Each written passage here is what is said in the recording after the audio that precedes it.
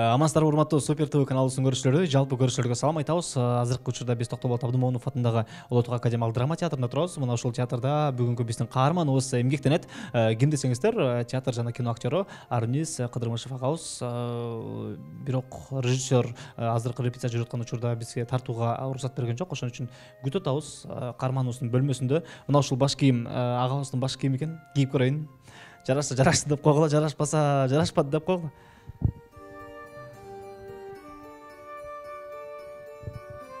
Кандай болду? Жакшы болду? Күтөбүз анда каарманыбызды. Азыр келет, биз маекти баштайбыз.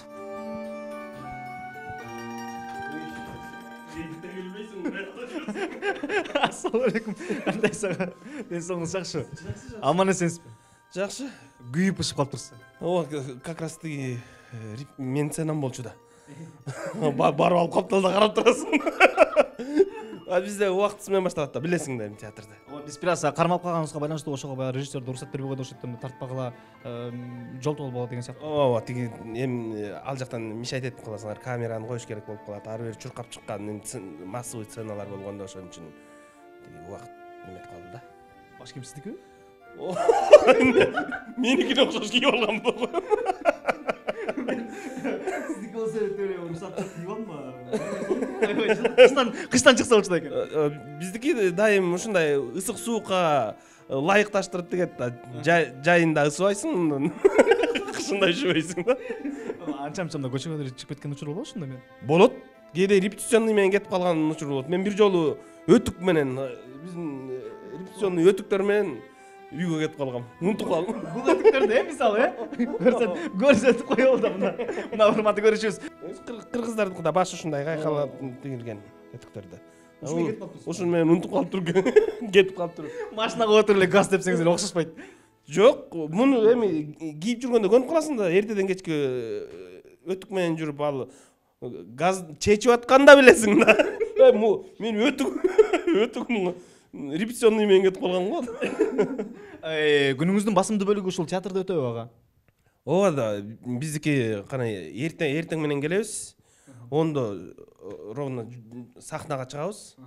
Башталат, репетиция болот. 2 сменага өткөндө түштөн кийин дагы болот. Могу спектакльдер башталса, такыр эле кайра кечки 10-11де үйгө барып калабыз. Үйгө барып уктап эле кайра келгендей болуп. Көбүнчө убакыт театрда. Барына чексиздик.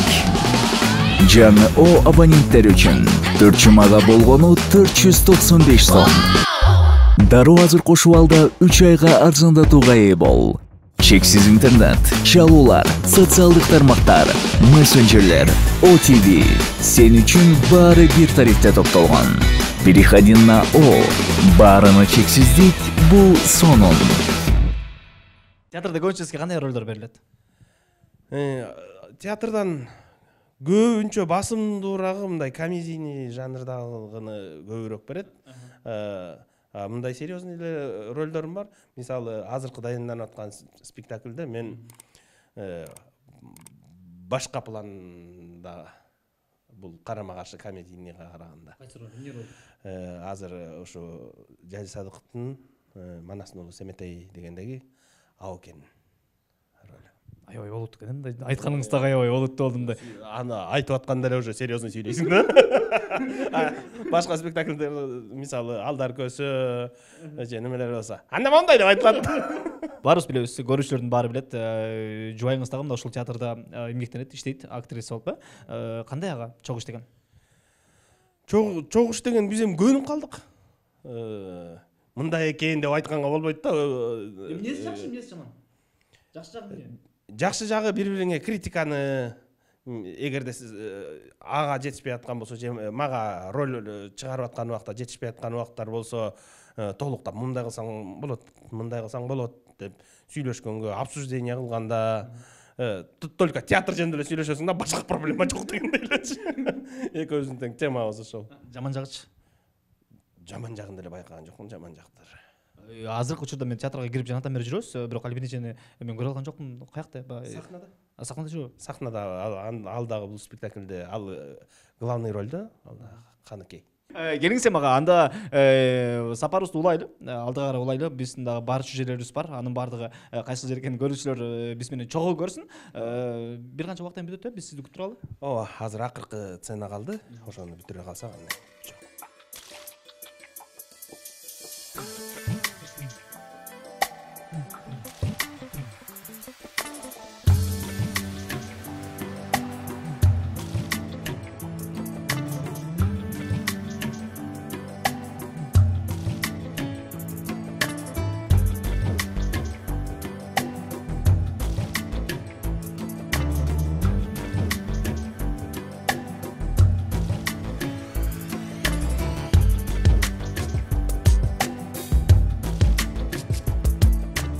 Бул жактан чыгып кызыбыз мектепте.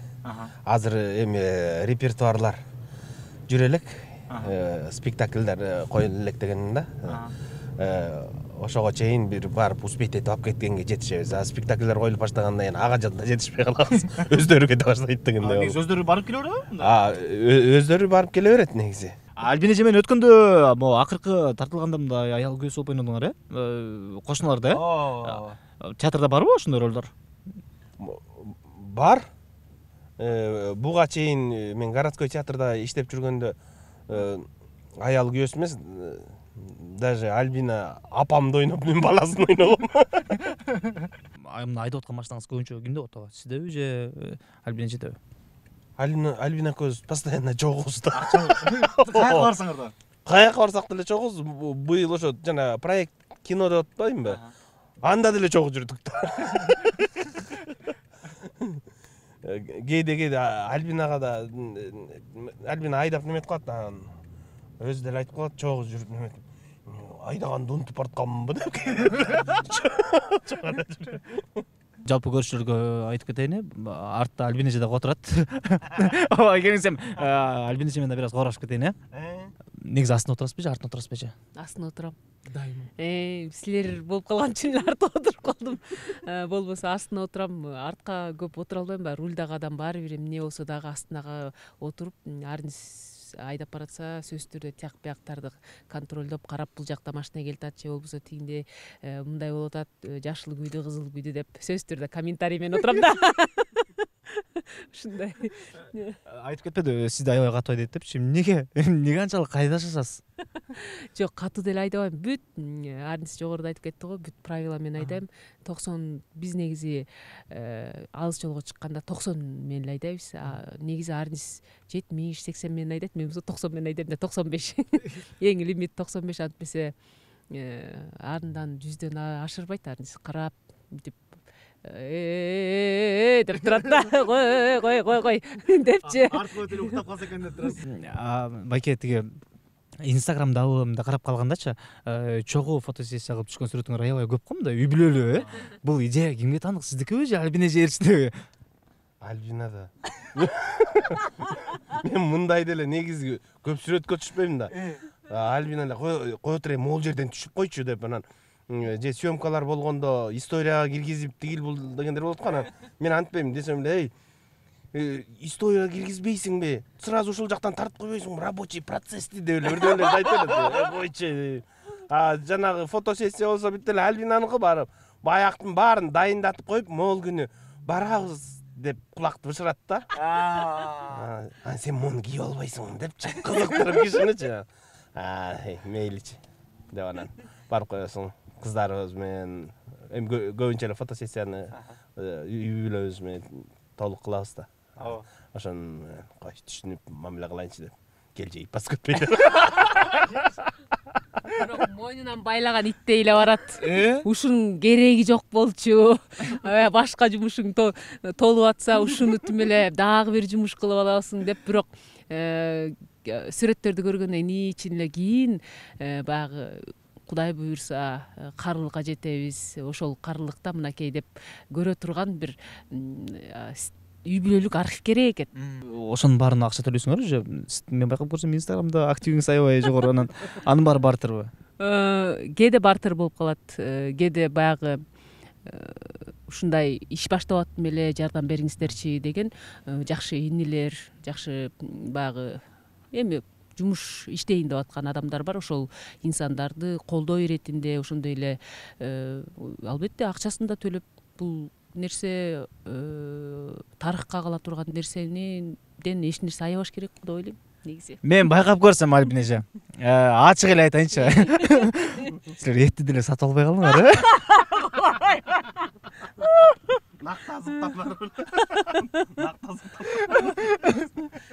Сиз аябай рекламаларды көп чыгарасыз же? Жада калса азыр этти да чыгарып атасыз, демек сиз эт сатып албайсыз да? Сөзсүз могу жазда күздө кой сойдуруп атай неме кылып коебуз.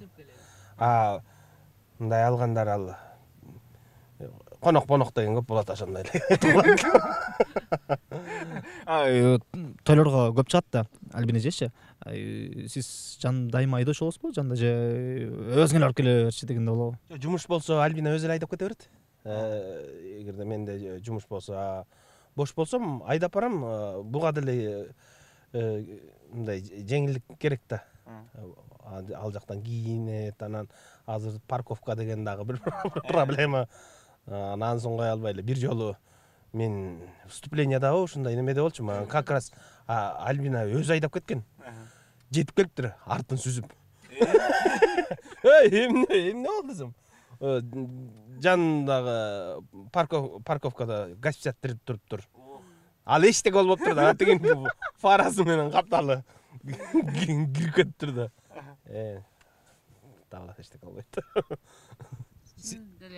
Чын деле өзүм жалгыз тойлорго айдап барганда токтотуп туруп кирип кетесиң да. Анан аркаңан капталыңан бүт баары баягы тойдогулар бүт чырмап салышат да. Анан кетиш керек болот. Арниз болгон болсо, арниз билет да.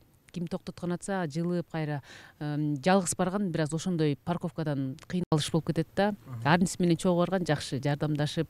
Мен арниз айдап баратканда мен жолдон эле уже монтип боенуп кете берем да, тиги немени карап алып, күзгүн карап, анан сразу бияка секирем дагы кийинем. Анан баягы кайнежем келиптир айылдачы. Бул жакта биякта отурганда анан мен бул жакта боенуп атам да. Айтып койдум да, алды бул менин салонум деди.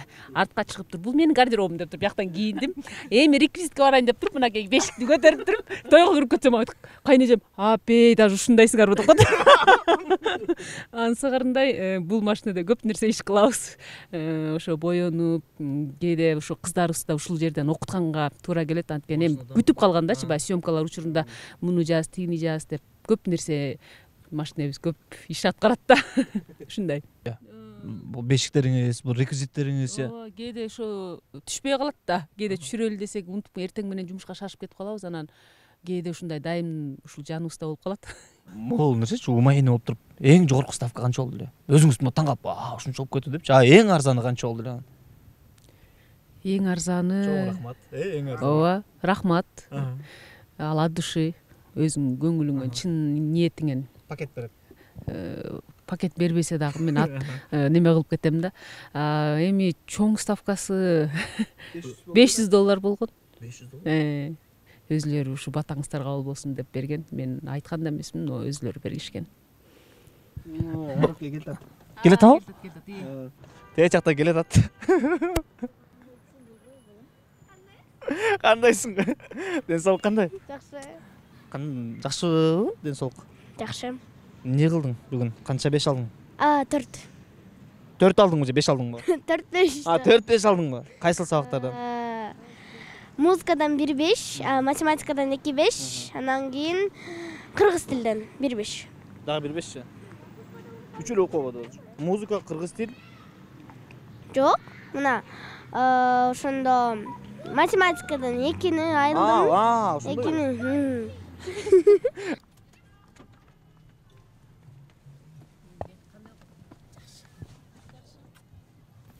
Куда түшкөндөргө көбөйөт го эке. Сонда да эми Кудайдын буйруганда. Чоңойгон кызды көзгө көрүнө берет турбайбы? Бизде 3 кыз бар, Кудай буйрса. Эми баягы баралына жеткенде өзүнүн теңин таап, биз кыйнабайбыз де, буга тий же болбосо буга бар деп. Мен Арукеден сурайынчы. Арука, жездең кандай болуш керек ошону айтчы. бай, Бай. бай, мындай бетинде прыш жок. Эң маанилүүсү. Андан кийин күчтүү. Күчтүү сөзсүз. Анан дагы мындай бай болсо дагы строгий эмес, милый мындай келип алып туруп, Аруке, эмне жейсиң? Мен сага шоколад алып берейинби деген болуш керек. Ушундай болуш керек. Өткөндө 23 февралда эмне подарка бердиң классташтарыңа? Кыз деген эркектерге подарка бербейт, эркек эле бериш керек да.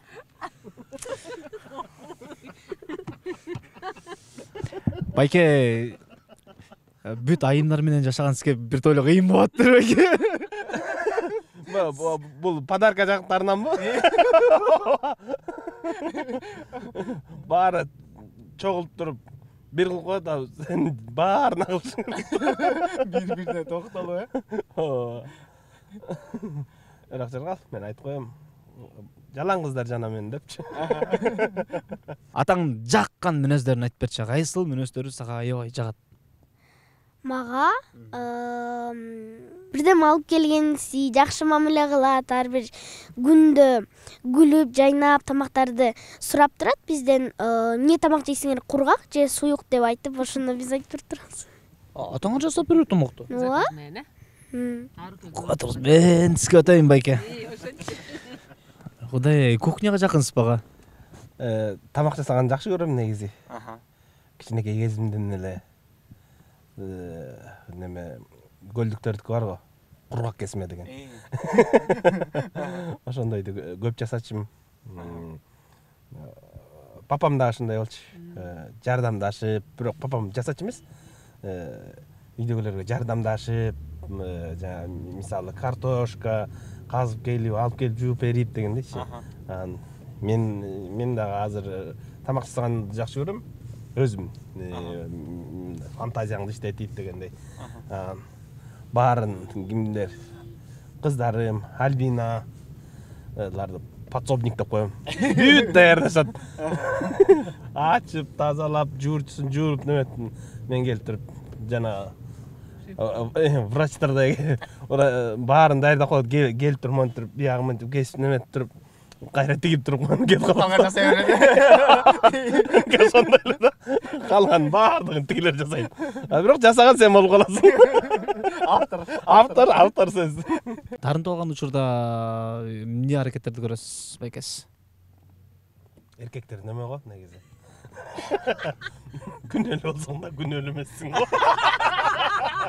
Моюн калбай. Ал аял киши күнөөлүү болуп анан баары ичиңен өзүң күнөөлүү экенин сезесиң бирок.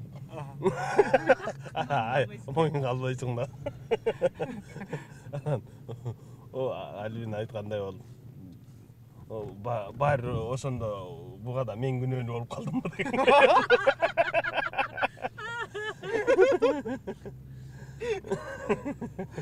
Эмне кантип жибитесиз ага сиз? Болобу? Болгонбу же? Жибитип Алина өзү ак көңүл да.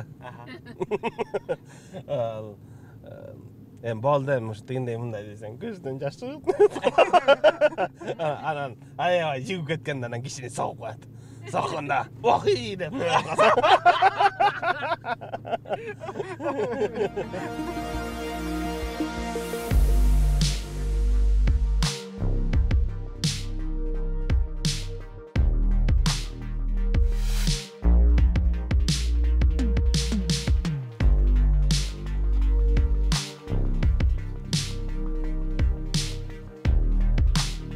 Негизи жанагы өз ачылган дарбазалар чыгып туруп, ошондой болсо жакшы болот.